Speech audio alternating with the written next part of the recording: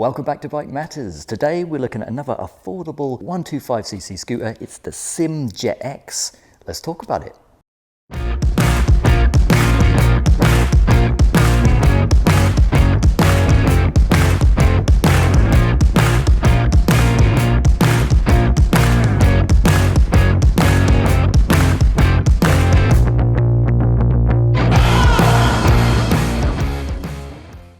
So the Jet X is powered by a fully Euro 5 compliant liquid-cooled 4-stroke single-cylinder engine. It puts out 12.5 brake horsepower and 11.5 Nm of torque. So on paper, it matches up very well to some of its similarly priced rivals. So we're talking about scooters like the Honda PCX, the Yamaha NMAX, in that kind of range. And when it comes to actually riding it, I was really impressed actually. It feels very nice. It's a nice polished ride, very responsive. Most of the power definitely comes at the lower end. You can pull away from traffic, leave most cars in the dust, and you'll hit 30 or 40 miles an hour very swiftly. It feels really good in that regard. If you want to go any faster than that, it takes a little bit of patience. So it'll hit 50 fairly smoothly, but then 60 is a bit more of a struggle. And I did take this out on the dual carriageway and I was able to just about squeeze 72 miles an hour out of it. So it can cruise on the dual carriageway at speed. It just takes a bit of time to get from 60 to 70. Where this bike definitely excels in those urban areas on your commutes, you can nip through the traffic. Stopping and starting is really smooth and easy. But if you did need to go a little bit further afield on your commute, it can do it. When it comes to visual styling, you can see for yourself, this is a great looking scooter. In fact, I think it's one of the high points here. It really looks fantastic. It's going for that urban, modern, sophisticated look that we're seeing quite a bit in this particular category. And the SYM have done it really well. We've got it here in a grey colour, but you can get it in red, you can get it in blue, you can get it in this nice brassy colour. They all look excellent. I really love the front end especially. I love what they've done with the headlights here. They're kind of angular, they look mean. We've got this kind of textured effect around the housing there. Everything just looks really plush, really high quality, and everything feels high quality too. So in terms of its looks, I don't think you can really fault this scooter. For the brakes, we've got a 260mm single disc on the front with a twin piston caliper, and on the rear we've got a 220mm single disc with a single piston caliper. Now the twin piston caliper on the front is because this scooter uses a combined braking system instead of ABS. As far as how it feels on the road, it feels excellent actually. The brakes are nice and responsive, the levers feel nice and light. You don't have to really crunch them down. It does respond quite smoothly. And with that being said, if you do want to crunch them down, I did test this, it will stop very smoothly. The wheels don't lock up. Even pushing the brakes hard, it came to a nice smooth stop pretty swiftly. I'm definitely very happy with these brakes. I think they've done another good job here. So we've got a nice accessible 770mm seat height here. I'm average height 5'10". I can flat foot this very easily. Felix is around 6 foot. He still felt nice and comfortable on this. There's a decent amount of legroom going on. And I think if you're a shorter rider, you won't have any problems either, especially since you can kind of shuffle forwards to make it easier to get both feet planted. Very accessible ride height. The seat itself is nice and comfortable. Even riding this for a couple of hours, didn't have any aches and pains, felt pretty good. When it comes to the weight, this scooter is extremely lightweight. Now the spec sheet says 111 kilos and it doesn't specify dry or wet, but I'm assuming that's a dry weight because it is so light. We've got a 7.5 litre fuel tank here, which is about average for this category. So with a full tank of petrol, you're probably looking around 120 kilos. Either way, extremely light. The plus to that is that it's beautiful in its handling. It's really easy to turn, nice and nimble, nice and agile, really easy to move it around as well. When you're sitting on it with your feet planted, stopping at traffic lights, etc., it just feels really light, really effortless to move. The downside, it's not quite as planted when you're going to be riding in the bad weather, right? Because of the light weight. Where the wind kind of catches the fairing here in the bodywork, you do feel it nudging you a little bit, which can be a bit disconcerting, but again, that's only when you're out on the roads with open fields, etc. When you're riding it in its natural environment, in the urban areas, you don't feel it at all. In terms of how pleasurable or how smooth it is to ride, it's a plus. I mentioned the 7.5 litre fuel tank. When it comes to fuel economy, it is decent, but perhaps not the best. Obviously, when I'm reviewing this, I'm trying to push it and see how fast it can accelerate, see what the top speeds are, etc. So I'm not riding it as conservatively as perhaps it's intended. For me, we're looking at around 100 miles on the full tank, maybe a bit less. If you were riding this as it's intended on an urban commute, being a bit more cautious with it, then you could probably get a lot more than that out of it.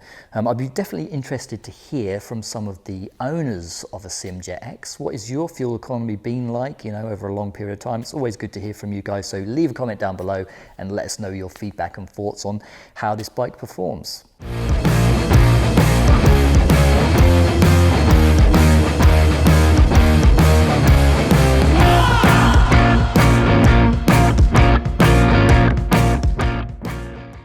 For suspension, we've got a telescopic fork at the front and a dual shock on the rear. In terms of how good it actually feels when you're riding it about, like almost everything on the SYM Jet X, it feels pretty good. It absorbs all the lumps and bumps riding around. I took this out into the countryside and put it through its paces. It absorbed everything nice and smooth, didn't have any jarring impacts or anything like that. What I perhaps will say is the rear suspension is perhaps a little bit soft. I found that when I hit larger bumps, it did bounce around a little bit. But again, I think if I owned one of these, I would just stiffen up the preload a little bit. Either way, as it is, default settings from the factory, it still felt very good, absorbs the bumps, does everything you'd want it to. When it comes to tech features, we do have a few here. We've got full LED lighting, we've got a lovely LCD digital dash, and I like the shape of this dash as well. It's nice and long. It looks very cool as well because we've got an inverted setup here, so it's got a dark background with lighter text on top. Just makes it nice and easy to read. You can see it at a glance, which is what you want. When it comes to the switchgear, some of these budget models can have sort of very plasticky, flimsy feeling switchgear, but not the case here. This all feels very high quality.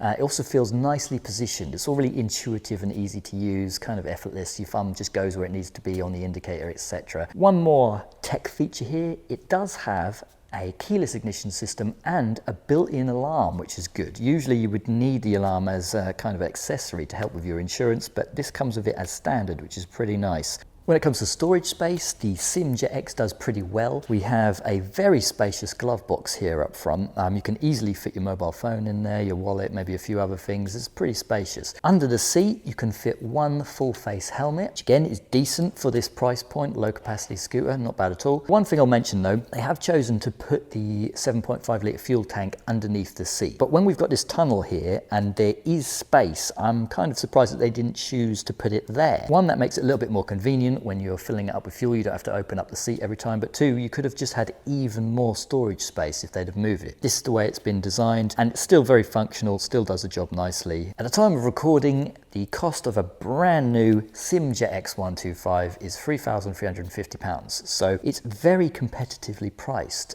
When you compare it to some of its kind of key Japanese rivals, they clock in at around £3,500, so you're saving about 150 to 200 quid. I will say that even though SYM is perhaps not as well known a make as some of those bikes, it does feel every bit as high quality. This is a bike that has been very well put together. It all feels well built, it feels great to ride, high quality, and a lot more premium than the price tag would have you believe. Even in the face of some really stiff competition here, I definitely think the SYM Jet X is well worth considering.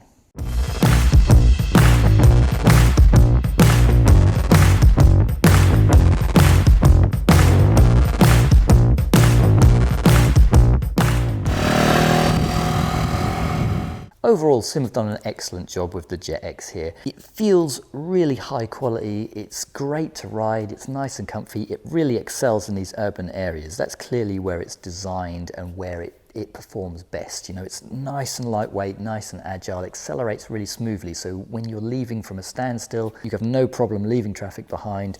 It's nice and agile and thin enough that it can cut through traffic easily, so filtering, as long as that's allowed in your country wherever you're watching, is no problem at all. In fact, I would say overall, it just does everything very well, especially for the price point. If I was being very nitpicky, One of the key things I would say perhaps that irks me a small amount here is the tyre size. And this is a very nitpicky thing. I think most people won't even care about it. But when we compare it to some of its Japanese rivals, they're all using the 130 rear tyre now, and this one is using a 110. The tyres are quite thin, and you do feel that when you're riding it. It just means that the way it turns is very instantaneous, almost bicycle-esque, you know, the way it leans you straight on the outside edge. I would have loved to have had a 130 on there as standard, just to give it a bit more contact with the road and just provide a bit more of a planted sensation when you're riding. Considering it's 150 to 200 quid cheaper, if you really felt strongly about it, you could just get a new rear tyre anyway, so it's not that big a deal. Especially if this was your first 125 and you're just getting it as a cheap run around,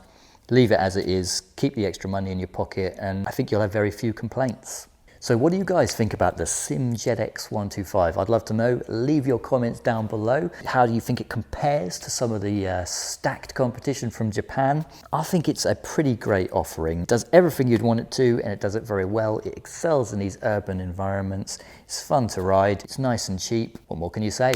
If you found this video at all helpful, do me a favor and hit the thumbs up button. We've got plenty more videos on the channel, so feel free to subscribe, ring the bell, and I'll see you in the next one.